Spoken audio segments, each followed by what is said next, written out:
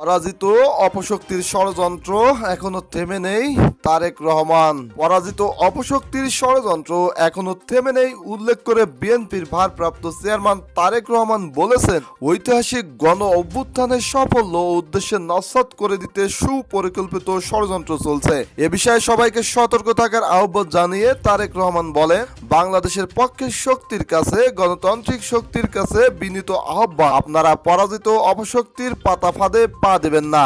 ছাত্র জনতার গণ অভ্যুত্থানকে চূড়ান্ত সফলতায় নিতে হলে এই দখলদারিত্বে লিপ্ত হবেন না, দখলদারিত্বের সহায়তা করবেন না, কেউ দুর্বলের উপর আঘাত হানবেন না, কেউ আইন নিজেদের হাতে তুলে নেবেন না। প্রতিশোধ প্রতিহিংসা নয়, আসুন একটি বৈষম্যবিহীন গণতান্ত্রিক রাষ্ট্র বিনির্মাণে প্রত্যেকেই আরো দায়িত্বশীলতার পরিচয় দিই। সকালে যুক্তরাজ্য থেকে এক ভিডিও বার্তায় তারেক রহমান এসব কথা বলেন। সাবেক প্রধানমন্ত্রী শেখ হাসিনা যে পালিয়েছেন, এই শব্দ নির্ভয়ে লিখতে দেশের গণমাধ্যমগুলোর প্রতি আহ্বান জানিয়েছেন তারেক রহমান।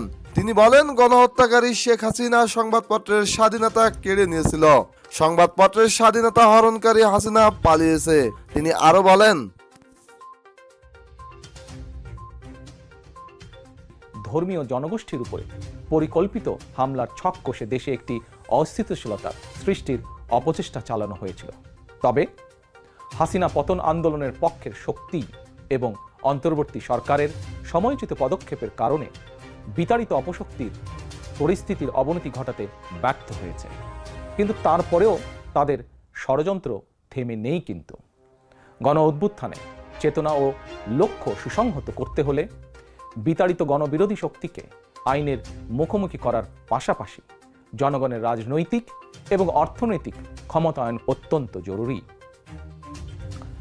জনগণের রাজনৈতিক ক্ষমতায়নের প্রধান হাতিয়ার হচ্ছে প্রতিটি নাগরিকের ভোট প্রয়োগের অধিকারকে নিশ্চিত করা যে কোনো মূল্যে।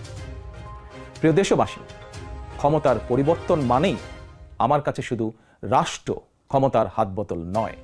ক্ষমতার পরিবর্তন মানে রাষ্ট্র এবং রাজনীতির গুণগত পরিবর্তন।